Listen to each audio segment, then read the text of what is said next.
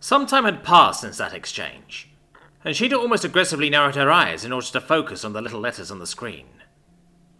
Slowly, but relatively surely, she started to sound out the words. And during her tirade. However, she didn't get very far into her turn of reading before she got interrupted by a polite yet imperious clearing of a large throat, causing Shada to look up at its source with an annoyed glare out of her yellow eyes. During her tirade, Moore said, with a high yet throaty, making sure to put increased emphasis on whatever part of the word she felt Shada had mispronounced. Shada's ears twitched as she begrudgingly listened to the correction. And yes, now she too remembered that the U in during was indeed not pronounced like the U in the alphabet she had been given to learn. She would give the old woman that. However, that other one still didn't sound right to her.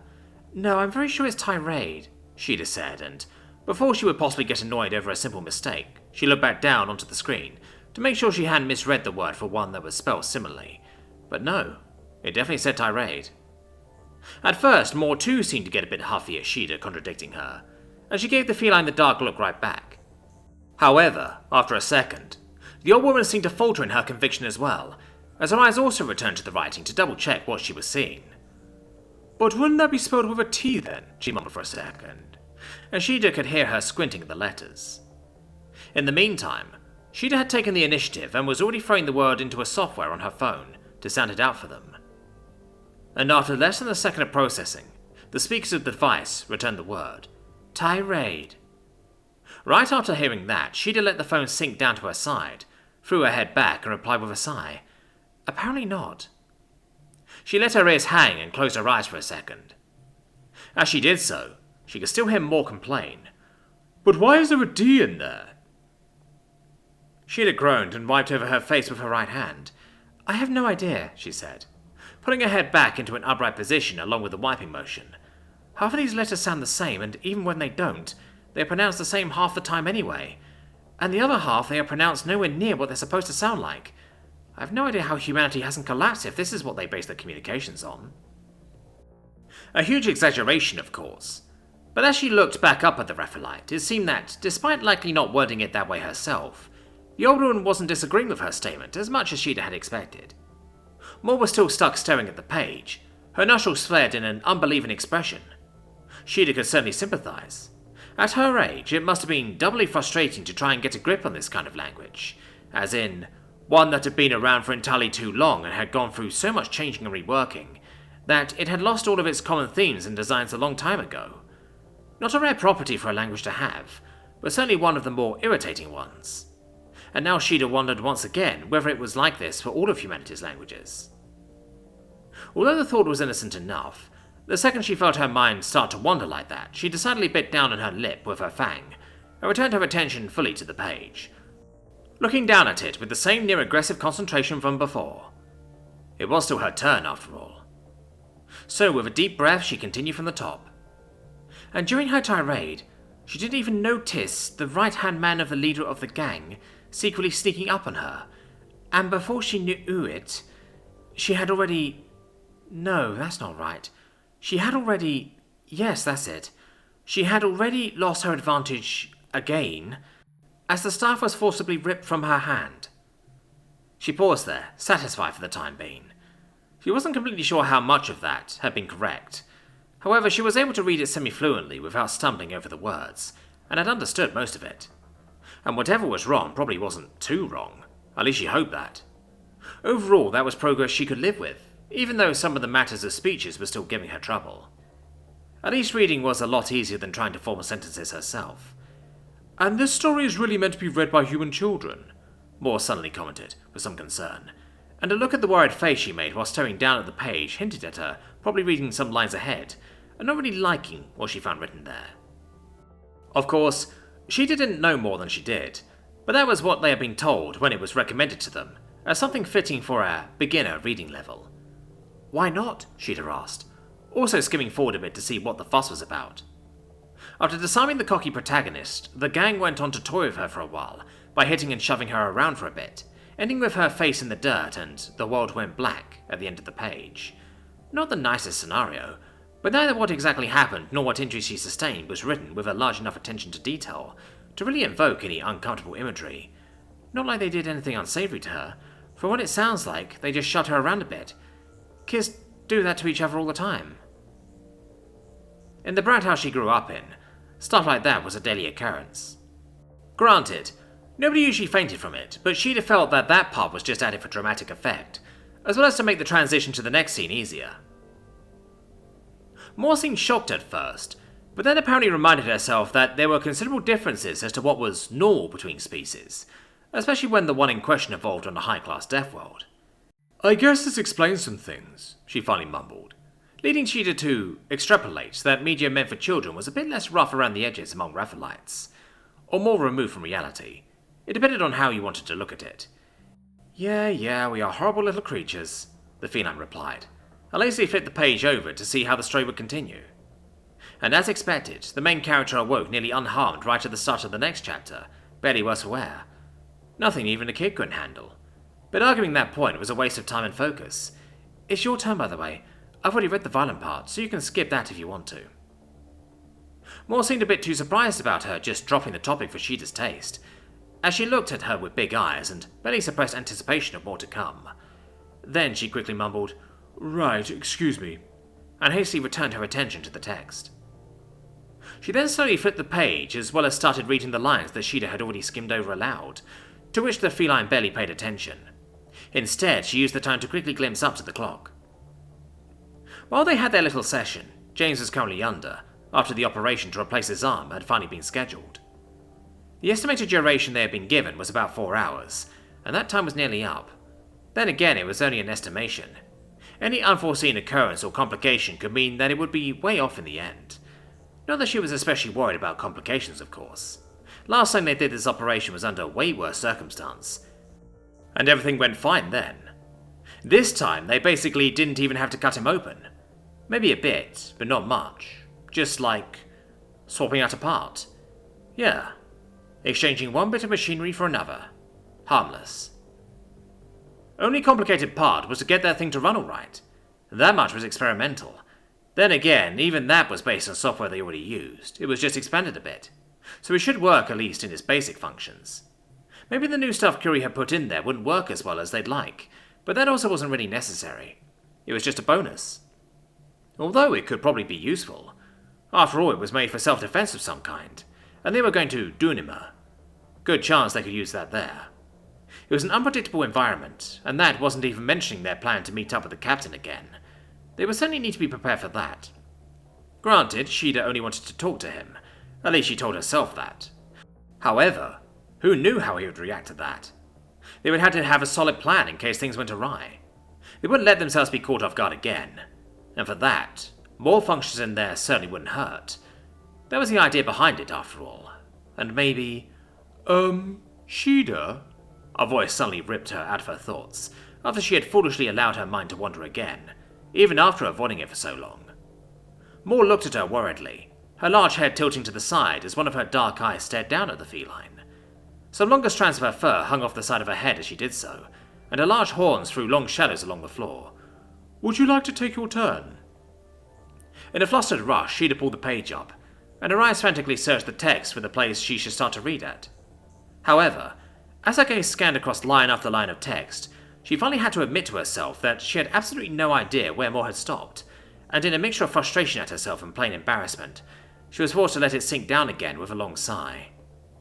Apparently, as she sat there with her eyes closed and her ears hanging, she looked pathetic enough that Moore took pity on her, which was something that she really didn't need in her life right there and then. "We could take a break if you," the Raphaelite said with honest sympathy in her voice, and was already in the process of putting it down. However, Shida decidedly stopped her. "No," she said forcefully, and snapped back into an upright reading position, scanning the page once again. "That's not necessary. I just spaced out for a moment and lost my place. We can go on. Just tell me where you stopped." She waited a few seconds, then a few more. The longer she blankly stared at them, the more the black letters in the white background began to seemingly dance or wiggle in place, slightly shifting up and down before her very eyes, and seemingly shifting whenever she wasn't looking directly at them.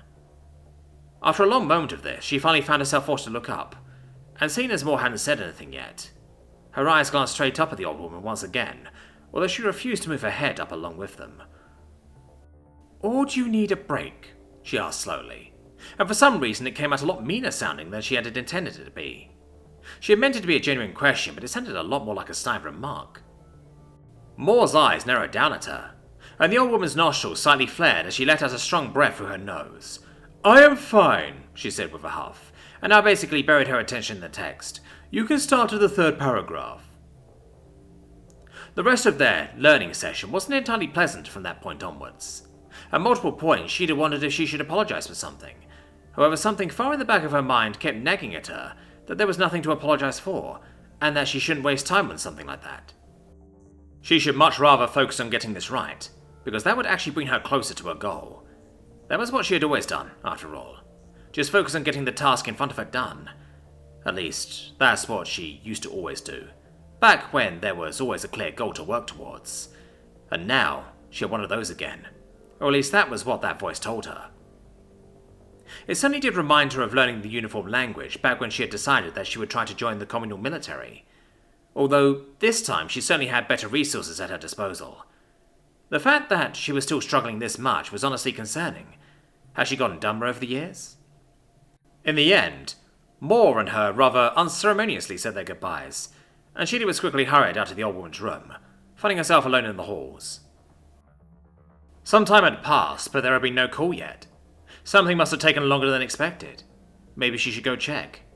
Then again, that could just mean waiting. She thought about her struggling again. Maybe she should pick up her pace a little more. Quickly, she found herself a place where she could sit out of the way of everyone else, and pulled out her phone again, deciding to use one of the more helpful programs that had been recommended to her to brush up on some of her previous lessons, and maybe try 1 or 2 new things as well. Apparently, descriptions had to be made in a certain kind of arbitrary order. Interesting. The attribute describing which of these 2 factors would you use first? Color or size? Size? Yes, that was right. Now, size or quantity? Size again? No, damn it. Before she knew it, time was flying by while she concentrated on her lessons, accompanied by nothing but the constant drone of the running spaceship, to the point where she found herself actually a good bit disoriented, when the learning software she was using was suddenly and forcibly moved into the background without her input, and replaced by a dark screen and some lines of text, as well as 2 coloured buttons. All the while the device started to vibrate strongly. She was so surprised by the sudden tingle in her hand that she nearly threw the thing, although she luckily had enough mental awareness to keep herself from doing this. Still, her brain needed a second longer than usual to realise what was even happening, as she simply stared at the text unhelpfully, informing her that she was being called. She was so slow to change modes away from learning, in fact, that the first thought that popped into her mind was, I wonder if I could read them now. That was of course assuming her phone wasn't set to the galactic uniform language right now. Finally, she snapped back into a more reasonable state of mind and actually went to answer the call, after having left it to ring for an almost unreasonable amount of time. It was a wonder the person on the other side had not hung up on her yet. In all of her pondering if she could read the text in a different scenario, she also had neglected to actually read it, and so she didn't know for sure who was on the other end of the line. However, it was most likely that it was the call she had already expected. "Hello?" she questioningly said anyway, just to make sure. After she had spoken, she also quietly opened and closed her mouth a couple of times while moving her tongue around, because suddenly her mouth was feeling uncomfortably dry, and she felt like that dry feeling had been reflected in her voice as well. "Hello, hello," Ken replied from the other side immediately. "This is the mortuary. We're going to need you to identify a body." Sheeta's ears twitched slightly, and she narrowed her eyes as they glanced at the side of her face where she was holding the phone. "You're lucky that I recognize your voice, James," she replied with a melodic, sing-song voice. "I'd probably be quite mad if you had actually managed to trick me." She paused for a moment as James dryly laughed at her empty threat, swallowing to try and sound less hoarse the next time she opened her mouth. "Did everything go well?" James groaned, and it sounded like he was probably stretching himself quite extensively, before he replied, "Yep, I'm officially a flight risk now," he finally replied, his voice slowly relaxing from the strain as the sentence went on. "Definitely needs some getting used to, though. You want to come look at it?" Well, if she had the choice, the answer would most likely be no, although there was definitely a certain curiosity building up within her. It wasn't every day that you would get to see someone learning to use a completely new arm, after all. However, Despite her barriers and pre-manufactured notions when it came to synthetic limbs slowly breaking down more and more, if she actively had the choice, she still felt more comfortable with seeing less of them rather than more. However, in the end, that wasn't the reality she was living. "Well, I'm going to have to sooner or later, won't I?" she replied with a bit of a chuckle, and looked around. "Where do you want to meet up?" Shortly after, she made her way back up into the high-gravity area of the ship. It had been admittedly rather surprising to her that he wanted to meet her in their shared room of all places. When she entered the cabin, he was already waiting for her, sitting on the desk with his feet standing on the office chair and his arms crossed above his knees. After whatever they had done to him all day, he looked pretty tired. The rings under his eyes were intense as always, and he breathed a bit heavier than he usually did. His hair, although it was harder to see now that it was so short, was also slightly dishevelled, cluing Shida in on him running his hand through it a lot, likely while it was slightly damp from sweat. And of course there was his right arm. She didn't know if it was for her benefit or served any actual purpose, but for the moment it was wrapped up in thick white bandages, covering the entirety of its surface and almost giving the impression of a large injury, had Shida not known what was hiding under there. James lifted his non-bandaged hand to wave at her, and the smile on his face made it clear that he didn't want it to show how fatigued he most likely felt. However, before Shida could get to the bottom of any of this and ask the question she clearly had to ask, there was something she only needed to do first. Lifting her hand, she indicated for James to wait as he strode past him in quick, hurried steps, crossing the room and beelining it right to the only other door within the cabin. "Give me a second," she said, as she was at one height with James, and a glimpse over her shoulder showed that he was smiling at her bemusedly as she hurried across the room. And soon after, she could hear steps as he apparently had gotten up to follow after her, especially after she had left the door to the bathroom wide open behind her, likely indicating to him that she wasn't doing anything she really wouldn't want him to follow her for. In the bathroom, she put both of her hands down on the side of the sink and took just a second to stare into her own yellow eyes, before turning on the water and basically dumping her head onto the running stream, greedily drinking in the cold fluid in large gulps. It was almost ironic. She had not been this dehydrated in a very long time. It was neither from physical strain nor an emergency situation.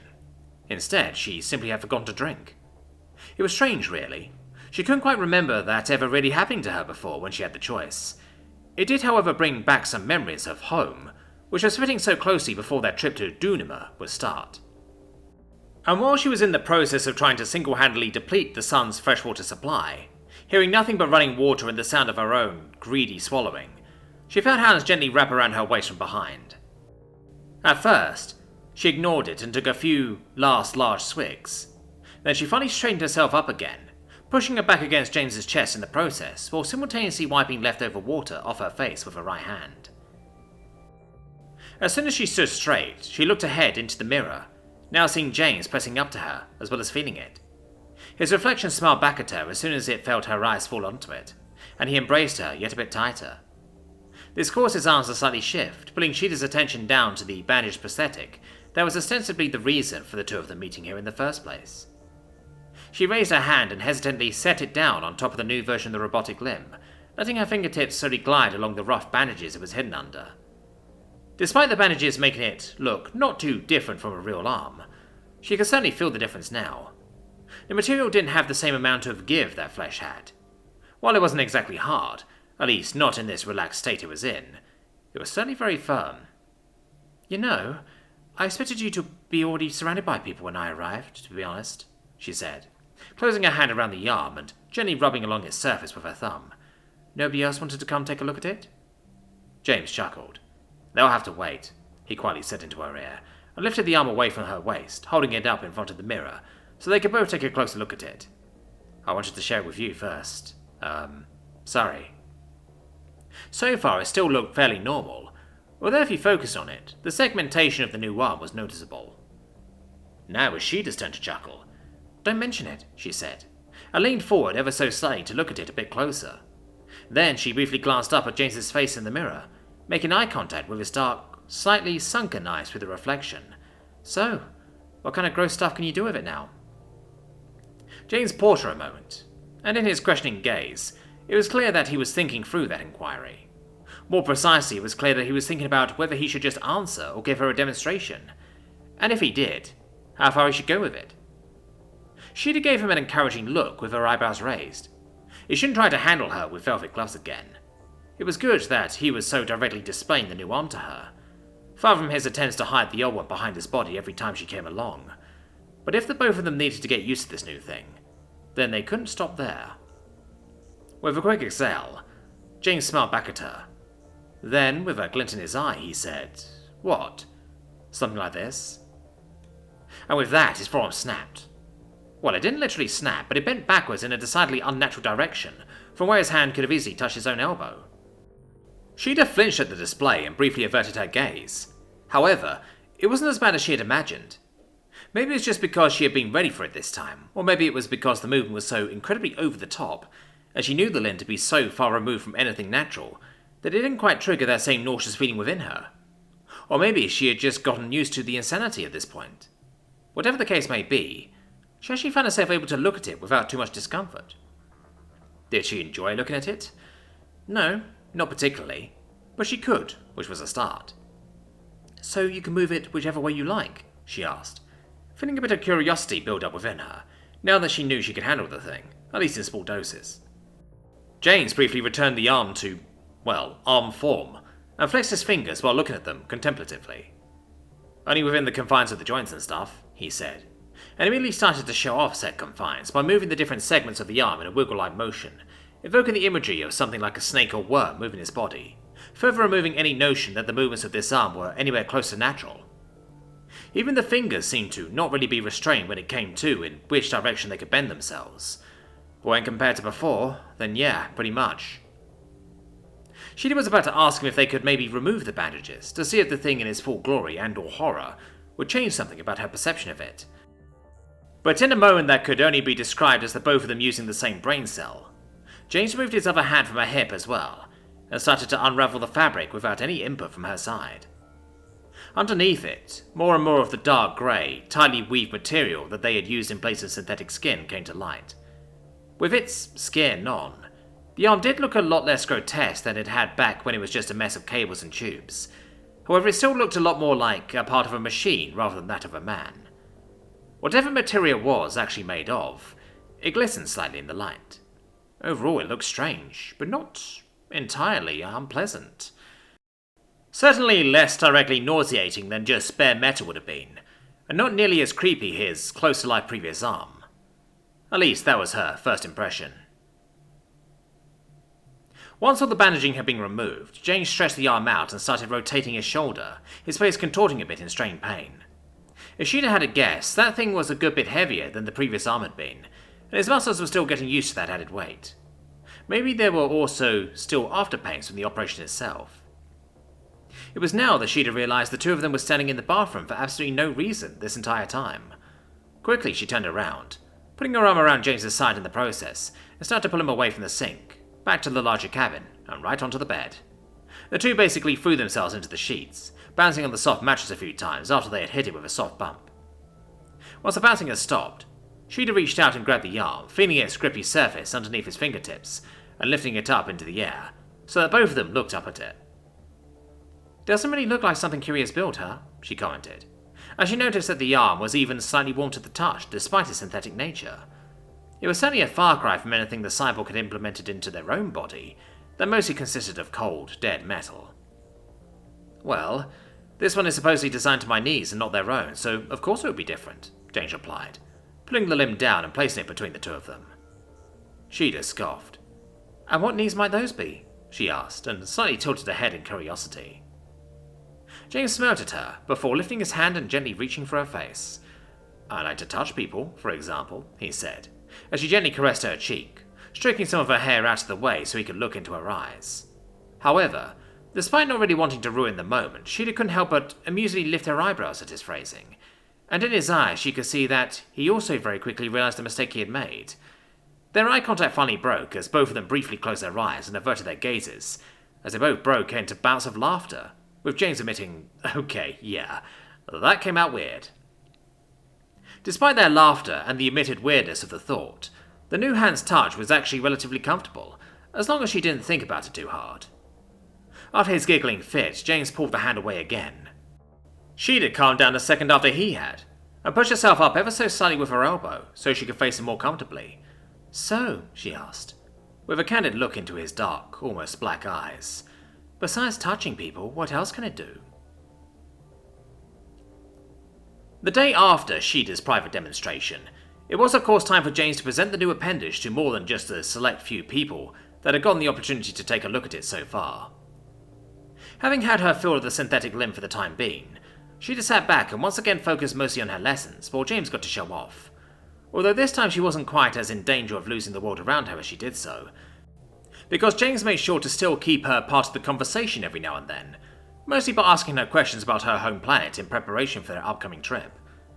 Although, in an almost uncharacteristic display of confidence from his side, he mostly used this as an opportunity to show off even more. "So, wait, the rich people actually live on monkey farms?" he asked casually, looking over to her with a candid and interested expression. All the while Major Kotokaru tried with all of his might to move the back of the mechanical hand any closer towards the table's plate.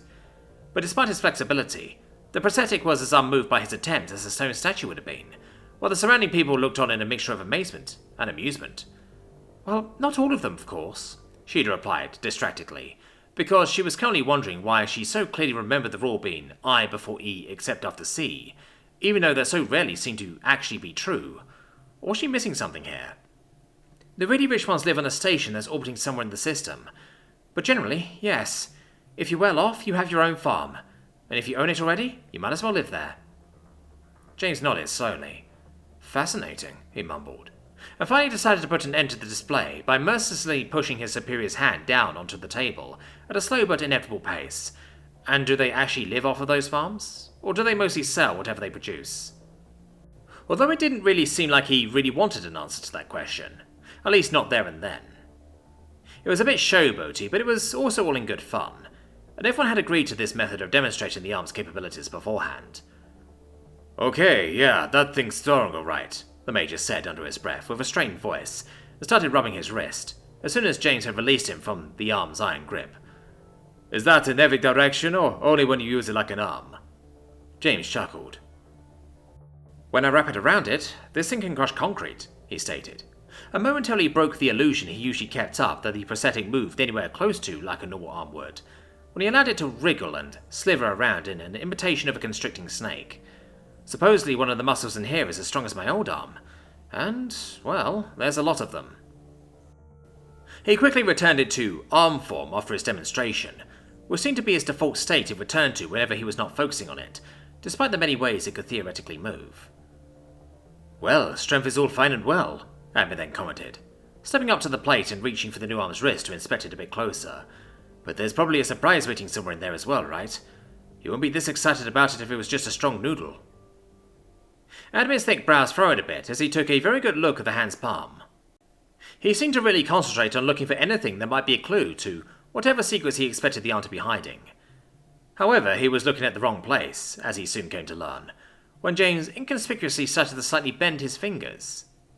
He waited a few seconds, allowing the man to focus even stronger on whatever it was he was trying to see. And then he let it rip. With an extremely loud snapping sound, electricity suddenly erupted from James's fingers, arcing from one tip to another with bright, flickering lights that threw dancing shadows all throughout the room. In one of the most genuine displays of shock she'd had ever seen out of anybody, Amir immediately recoiled from it with a loud yelp of surprise, his arms flying backwards away from the perceived threat, much to the amusement of the surrounding humans. "Well, it can do this," James commented, making out one or two more bursts of miniature lightning, before letting his arm sink down and sticking his hands into his pockets. "So that's cool." A moment of white noise followed as quick, hushed words were exchanged among some people. She'd grinned to herself as she saw the proud look James had on his face from his little scare working so flawlessly. It was nice seeing him so naturally play around with it.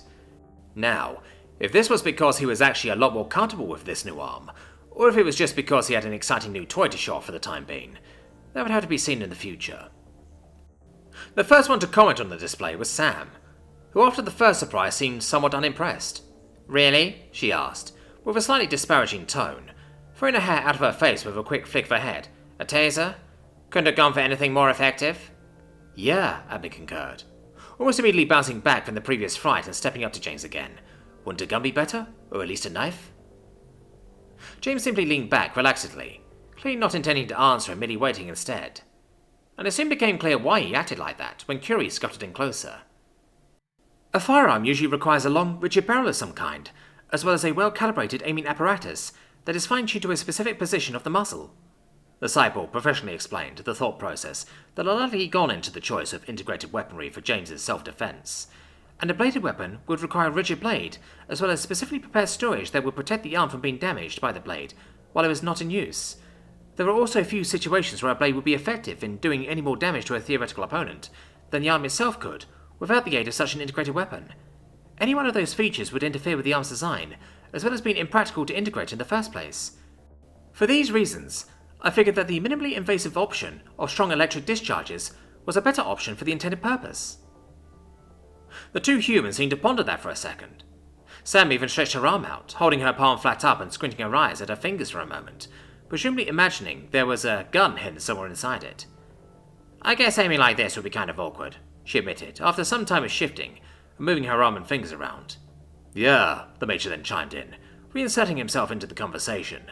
"And it's not like our mounted blades have the reputation of being auto-reliable. Better than nothing, but I don't think it would be my first choice either."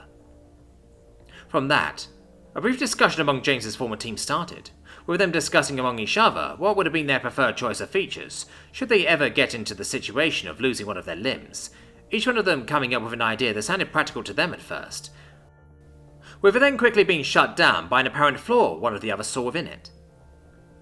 James quickly removed himself from the exchange, slowly sauntering over towards where Shida was sitting together with the other off-worlders, his hands still in his pockets and Curie slowly following after him. "And what do you guys think?" he asked, with a look up at the two giants, Konglosh and Moore, while he turned around and sank to sit down next to Shida. Konglosh crossed his large arms in front of his body. "You have made the right decision," he deeply bellowed, and tilted his head so one of his eyes could look directly down at James. Although his voice did turn a bit melancholic, as he lowered himself even further down in order to talk to James more on one level, at least as much as was possible given the difference in size. "Even if it is slightly regrettable that from now on your strength will be unfit to measure yourself against others, but that is just one of the many exchanges we have to make throughout our lives." Even though he said that, one of his eyes remained fixated on the arm, and Shida couldn't quite help but think that the Titan might just be contemplating how the mechanical strength of the limb would stack up against his own. Moore seemingly needed to think about her response for a bit longer. Contemplatively, she scratched one of her claws along the base of one of her horns, as she looked down at the primate, who seemed to candidly await her judgment. "As much as I want to, I cannot pretend that I did not spend most of my life with a distaste for things like this," was the first thing the old woman said, or more specifically admitted. She seemed regretful at that, but it was certainly the truth. "Even though I cannot quite escape these thoughts from my past, even if I do not agree with them anymore, in the end it is not what I would have done, but if it is what you feel is best for you, then I am happy for you." James gave her a thankful smile. "That is all I could want out of you, really," he said encouragingly, and signed a thank you up at her, which was likely the first thing he had ever said with that new arm, his first words, so to speak. He then briefly turned to Curie, gave them a thumbs up, and happily said, "Seems like everyone approves. You've done a great job, Curie." The cyborg didn't reply, but from what Shida could read out of their very limited body language, they seemed mightily proud of themselves as they slightly wiggled in place, while pushing themselves up just a bit higher above the floor. Afterwards, James let himself fall to the side, leaning against Shida's shoulder. "Anything to add?" he asked, looking down at the exercises she was doing on her phone interestedly. "Nope," Shida replied, mostly ignoring him as she tried to remember a synonym for fake. "I'll save my final third until we've gotten to spend some time with the thing." James nodded quietly, and seemed content with how things had gone. However, seeing how he had said that everyone approves, Shida was wondering about one thing. "Isn't Nia going to come?" she asked, briefly glancing around in case she had just managed to somehow miss James's sister being somewhere around. But no, she was mysteriously absent during all of this. James perked up in surprise for a moment, but shook his head. "She's busy with something," he said, in a tone that made it seem like he wasn't all too hung up about her missing his earlier showboating. "I'll just have to show her later." Shida hummed in agreement. "Hey, James?" she then asked, briefly glancing up at him. "What is it?" he gave back with an interested look. "How do you spell counterfeit?"